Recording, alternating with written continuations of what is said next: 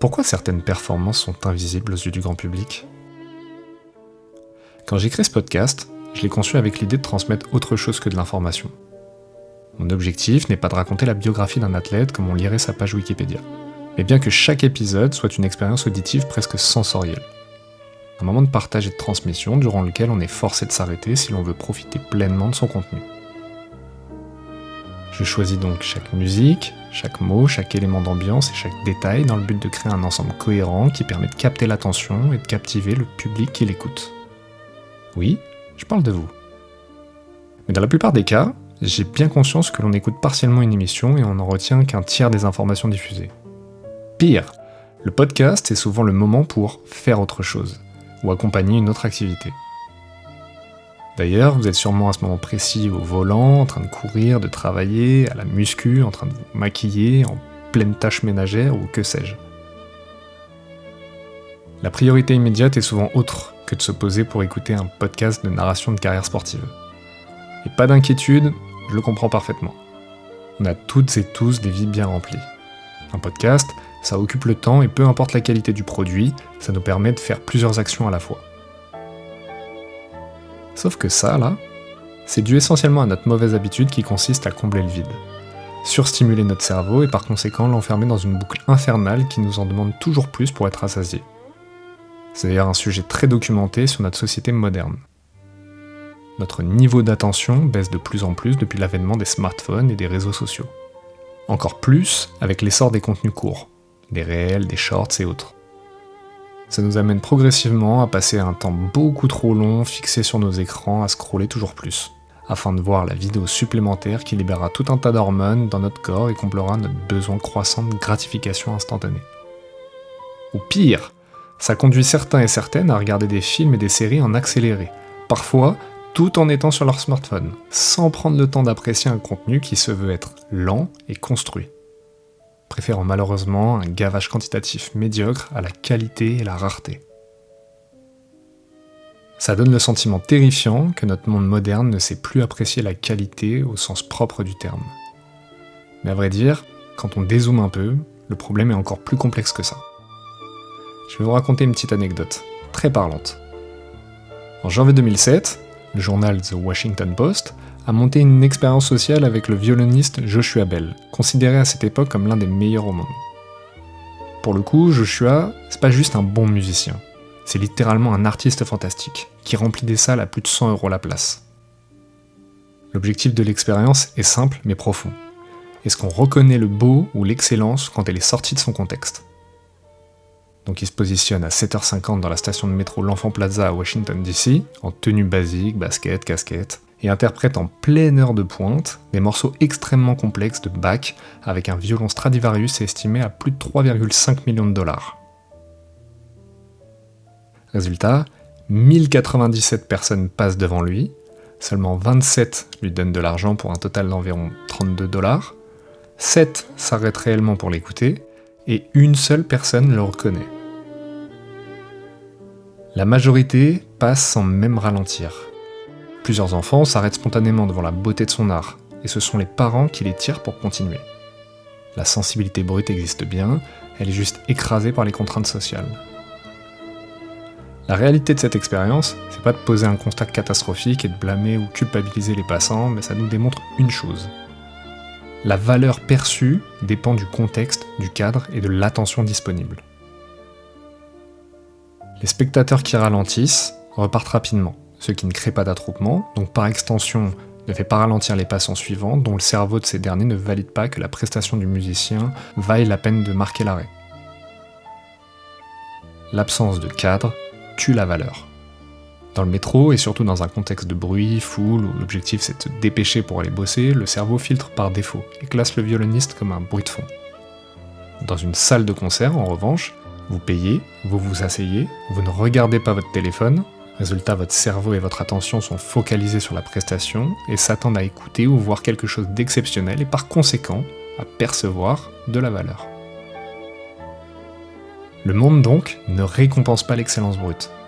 Il récompense la mise en scène, le cadre, la lisibilité, le timing. Le talent seul ne suffit pas et sans contexte favorable, vous êtes invisible.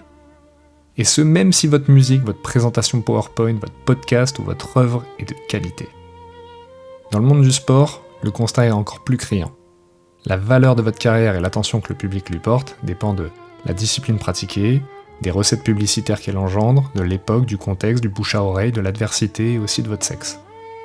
Il existe des sports où les sportifs sont plus reconnus et leurs performances plus saluées car la discipline qu'elles pratiquent est plus connotée femme, et à l'inverse, des athlètes féminines qui performent dans des sports dits masculins dont le parcours est presque invisible aux yeux du grand public. Et ce, peu importe le niveau de performance. Certaines femmes ont d'ailleurs atteint un tel niveau d'excellence qu'elles se sont retrouvées sans réelle concurrence. Et ce sera le récit du jour.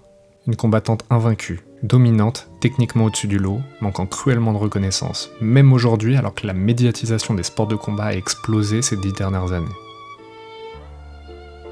Aujourd'hui, je vous présente la carrière impressionnante de celle que l'on a baptisée The Dutch Destroyer ou Lady Tyson, Madame Lucia Rijker. Vous écoutez Éternel.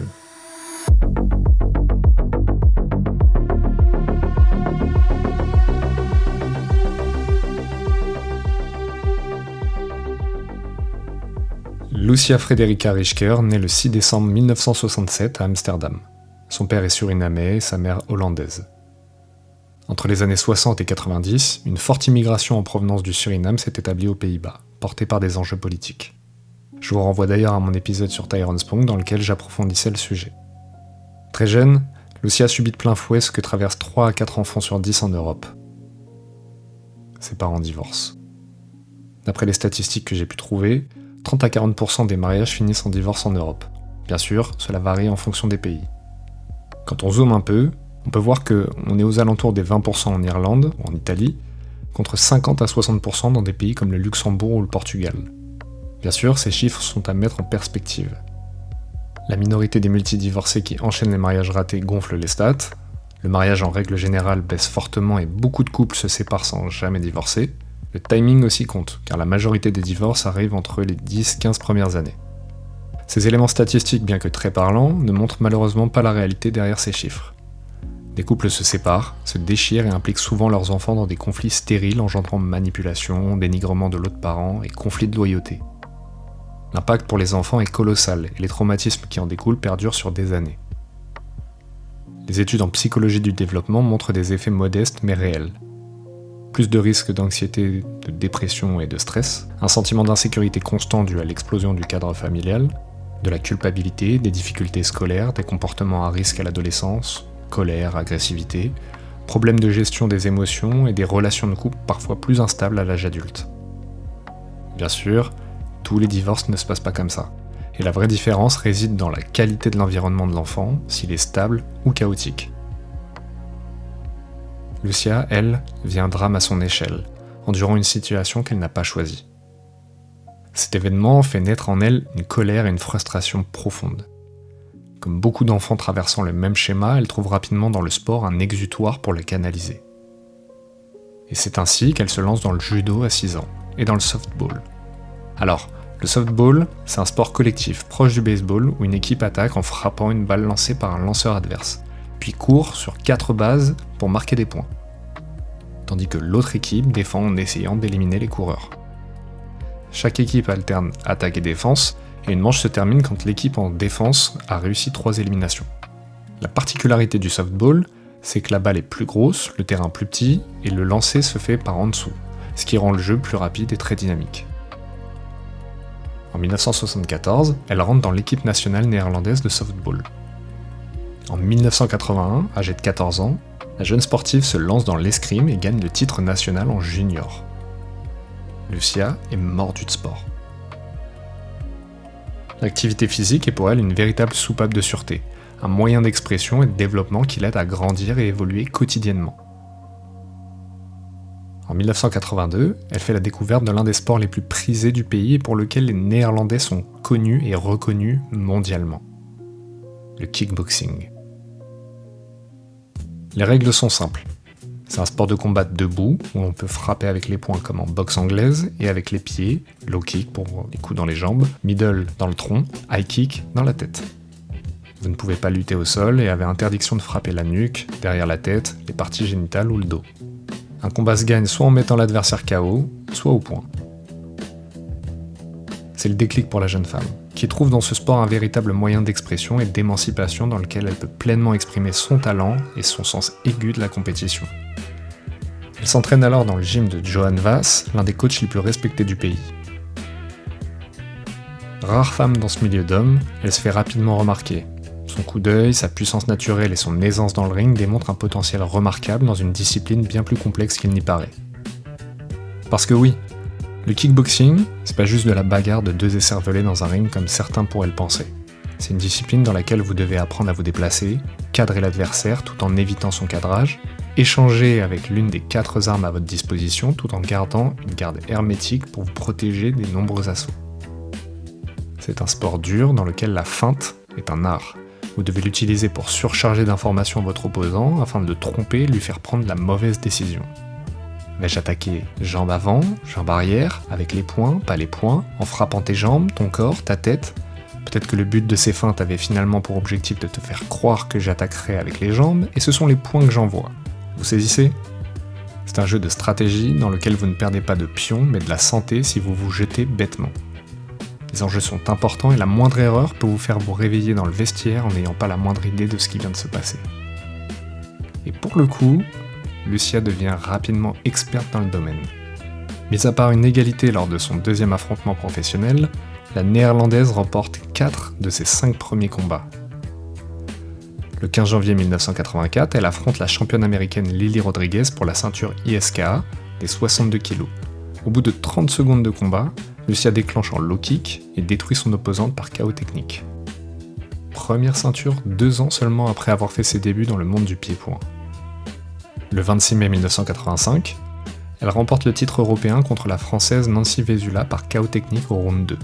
Puis, le titre de championne du monde en full contact le 6 octobre de la même année, contre l'américaine Cheryl Wheeler par décision unanime après 7 rounds d'opposition.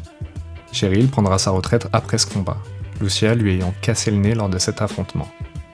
Rischker déroule les victoires. Elle devient très vite le croque-mitaine du kickboxing au point où on imagine que seul un homme pourrait la battre et encore. Le doute subsiste. Elle défait Anne Holmes par KO technique au round 1, la talentueuse française Danielle Rocard en 15 secondes, Paola Zarbo, Maxine Adams, toutes les deux par KO au premier round. Elle remporte le titre mondial des lightweight contre l'anglaise Michelle Aboro, puis un autre titre mondial de full contact 1 mois plus tard contre l'américaine Sanchez. En 1994, après 12 ans de pratique, Lucia a gagné 33 combats sur 34, en infligeant 25 KO TKO. La star du pied-point engrange victoire tonitruante et ceinture mondiale. Les perspectives sont infinies pour la jeune femme dont personne n'est capable de stopper l'ascension prodigieuse.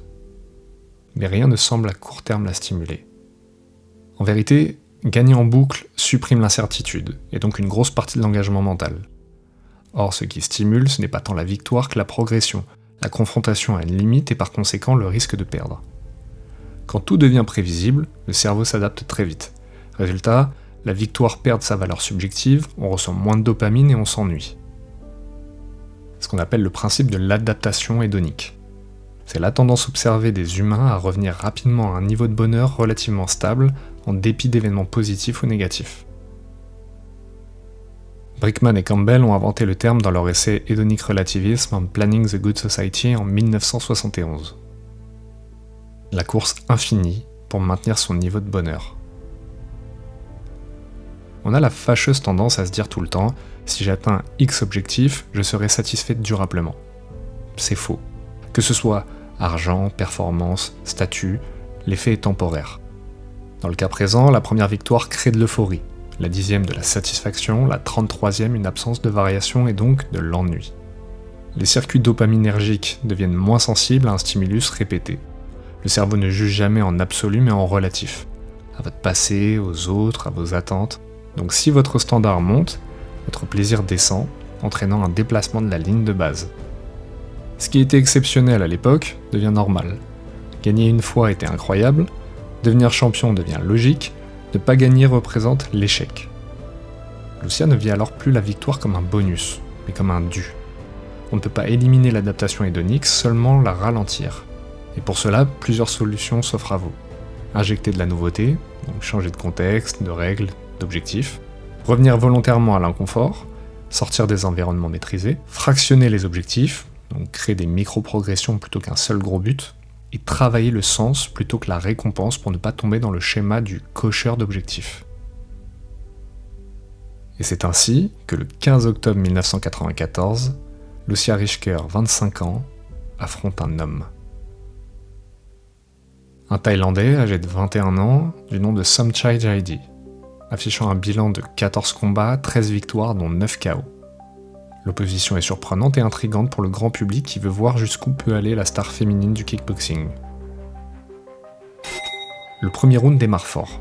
Somchai, bien ancré sur ses appuis, comme le sont les boxeurs thaï, démarre lentement, tout en faisant face aux assauts incessants de Rischker qui boxe dans un style beaucoup plus aérien. Le différentiel physique se fait rapidement ressentir dans les échanges. Les Thaïs, connus pour être très solides et durs au mal, sont ici bien représentés par un boxeur qui casse la distance par des low kicks puissants et une anglaise en ligne millimétrée. Notre championne est très vite surclassée, mais ne compte pas lui offrir la victoire sur un plateau d'argent. Elle adapte son style, arrive à le faire tomber sur un échange et varie les distances pour lui donner du fil à retordre. Au deuxième round, tout s'emballe. Le Thaï accélère, bien décidé à faire mal à la boxeuse néerlandaise. Lucia accepte le rythme et décide elle aussi de se jeter dans la bataille à mi-distance. Elle accule Somchai dans un coin, fait parler son anglaise quand soudain, crochet du gauche dans le menton. Lucia tombe, sur le dos, inanimée. Défaite par KO pour la néerlandaise. La marche était trop haute, oui, mais ce combat est une révélation pour la jeune boxeuse. Elle a du cœur et des rêves plein la tête. Et comme le disait Franklin Delano Roosevelt, il est dur d'échouer, mais il est pire de n'avoir jamais tenté de réussir. Lucia décide qu'il est temps pour elle de se renouveler, qu'elle a suffisamment donné pour le kickboxing et qu'elle n'a plus rien à prouver tant elle a dominé. Elle part se réinventer, remettre du doute dans son quotidien. Et le 21 mars 1996, plus de 2 ans après son dernier combat de pied-point, elle fait ses débuts en boxe anglaise, contre l'américaine Melinda Robinson, au Grand Olympic Auditorium de Los Angeles. Le combat est très attendu pour le public averti. Tous les fans du noble art veulent voir la transition de la meilleure combattante de pied-point du monde. Et ils ne sont pas déçus. Lucia surclasse largement l'américaine dès le premier round de par sa technique et ses puissants crochets. Il lui faut à peine un peu plus d'1 minute 30 pour faire compter son adversaire, puis l'assommer. Robinson, qui avait affronté et perdu 2 fois contre la célèbre Christy Martin, l'une des meilleures boxeuses en activité, décrit la puissance de Rischker comme démentielle, bien au-delà de Christy. La néerlandaise a trouvé son nouveau terrain de jeu. Le 6 décembre de la même année, elle met KO Kelly Jacobs au premier round. Puis le 17 décembre, nouvelle victoire, nouveau KO contre la hongroise Suchana Suknai. Et le 4 février 1997, elle remporte à Rotterdam le titre européen WIBF, en super léger en battant la hollandaise Irma Verhoef, par TKO round 4. Confiante en ses capacités et affamée de victoire, Rischker décide de retourner combattre aux États-Unis, imposer son empreinte et son nom dans cette discipline légendaire. Elle remporte les 5 combats suivants, 4 par KO, ainsi que la ceinture mondiale WIBF des super légers contre l'Allemande Janet White à Los Angeles le 20 novembre 1997. Lucia est un danger. Prédatrice confirmée, elle domine de la tête et des épaules les autres combattantes, s'imposant de plus en plus comme la boxeuse la plus dangereuse du moment, au point où elle devient le sujet d'émissions spéciales télévisées diffusées par ABC dans White World Sport et par HBO dans sa série consacrée à la boxe. Des rumeurs commencent à circuler parlant d'un super fight avec Christy Martin, qui est alors l'icône de la boxe féminine pour les médias sportifs américains. Le combat suivant, Rischker affronte Marianne Almager, gauchère d'1m75, avec un bilan solide de 9 victoires pour 1 défaite, dont 7 par KO. Elle est considérée comme une adversaire capable de tester sérieusement Lucia. C'est d'ailleurs le premier affrontement féminin diffusé en prime time sur une grande chaîne de télévision aux États-Unis, bien que placé dans un death slot en concurrence directe avec les Academy Awards. Tout le monde s'attend à une guerre pugilistique de haut niveau. Au premier round, Lucia accule dans un coin l'américaine dès sa première offensive et l'envoie au tapis avec un crochet gauche court sous l'oreille. Almaguer tente de se relever difficilement, mais l'arbitre arrête le combat. Nouveau KO. L'interview d'après-combat de Lucia dure presque aussi longtemps que le combat lui-même. Elle en profite alors pour afficher clairement ses ambitions et son mépris envers Christy Martin. La guerre médiatique est lancée. 6 mois plus tard, elle met KO l'excellente boxeuse argentine Marcela Acuña et devient championne du monde IBO, une autre fédération. La néerlandaise affiche en 2 ans de boxe professionnelle un bilan de 12 victoires en autant de combats pour 11 KO. Son talent, son travail acharné combiné à l'un des coachs les plus célèbres de l'histoire de ce sport, M. Freddie Roach, font d'elle un monument de la boxe féminine. Pour autant, elle est presque invisible du grand public mainstream. Déjà, elle est européenne, donc peu connue. Et malheureusement à cette époque, la boxe féminine est quasiment absente des grandes cartes, peu diffusée à la télévision et sans sponsor majeur. Christy Martin, autre figure de la boxe féminine, apparaît en 1996 sur une des cartes de Mike Tyson, seulement c'est une exception, pas une norme. Les écarts de rémunération sont titanesques, on parle alors de plusieurs millions de dollars pour les hommes et seulement quelques dizaines de milliers de dollars pour les femmes. Christy, qui est au sommet, gagne parfois environ 50 à 100 000 dollars. Rischker, souvent moins. Il n'y a pas de rivalité, le storytelling est donc inexistant, ce qui freine considérablement les promoteurs à investir dans la boxe féminine.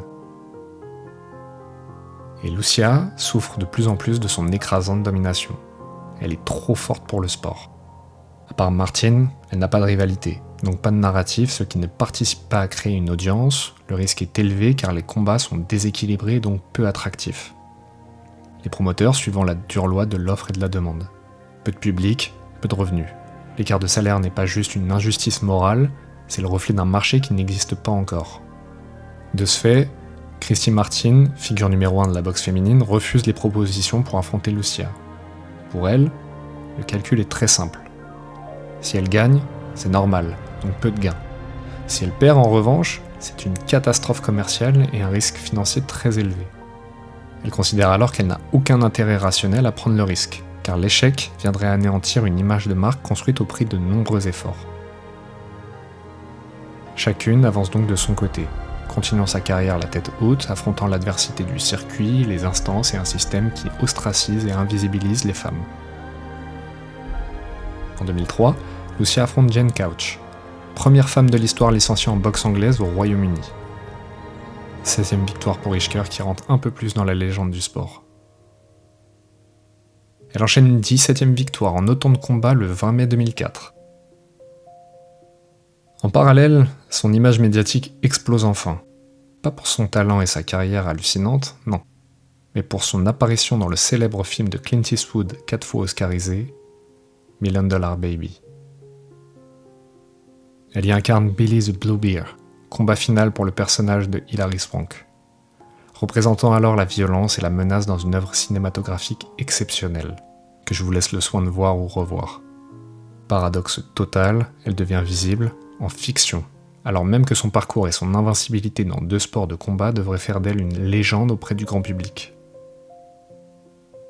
Mais comme je vous le disais en introduction, le monde ne récompense pas l'excellence brute. La valeur perçue dépend du contexte, du cadre et de l'attention disponible.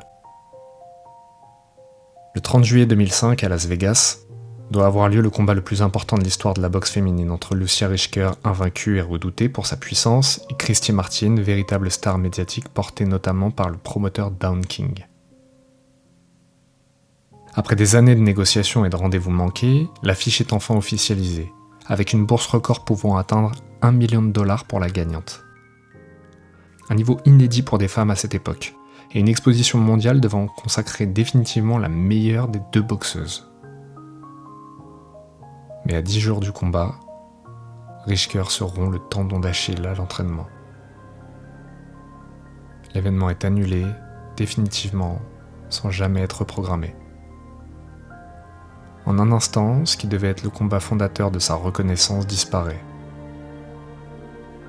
laissant derrière lui l'un des plus grands what-if de l'histoire du sport. Lucia ne remontera plus sur un ring en compétition professionnelle. Il n'y a pas d'annonce claire de retraite immédiate, ce qui peut donner l'illusion d'un simple coup d'arrêt, mais elle ne reprogramme jamais le combat. Elle disparaît au moment précis où elle allait enfin exister aux yeux du monde. Aujourd'hui, Lucia Richker ne combat plus, mais elle n'a jamais vraiment quitté le ring. Elle entraîne, transmet et façonne d'autres combattantes dans l'ombre. Elle apporte d'ailleurs son expertise à une autre combattante de haut niveau au début des années 2010, Ronda Rousey.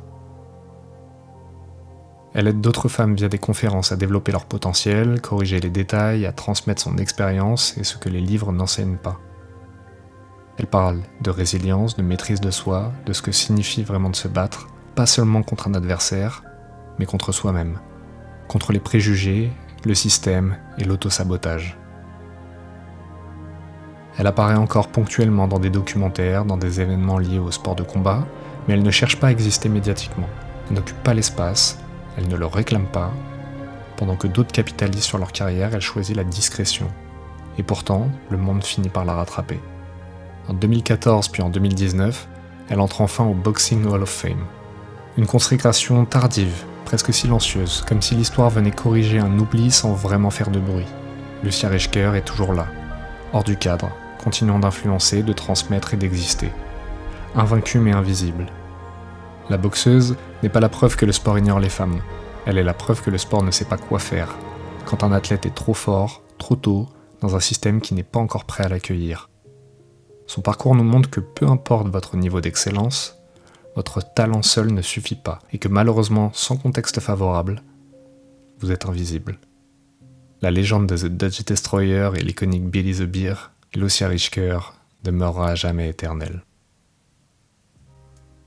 Je vous remercie d'avoir écouté cet épisode sur une athlète incroyable qui a su élever la performance à un niveau rarement vu. Elle a réussi à rester invaincue dans 2 disciplines extrêmement difficiles, tout en se renouvelant à presque 30 ans en affrontant le gratin de la boxe anglaise mondiale. Elle a su montrer la voie aux autres femmes et quand le système a enfin évolué positivement, son héritage a été reconnu. Son parcours nous montre qu'en effet, peu importe votre niveau d'excellence, si le contexte n'est pas là, vous êtes inexistant, certes. Mais elle nous montre aussi et surtout que peu importe le chemin, il faut regarder droit devant. Parfois, le système prend du temps à changer, qu'il ne doit pas conditionner votre niveau d'exigence envers vous-même et de votre contenu. Donc, croyez en vous, vous serez peut-être invisible des années, mais quoi qu'il arrive un jour, votre excellence sera reconnue.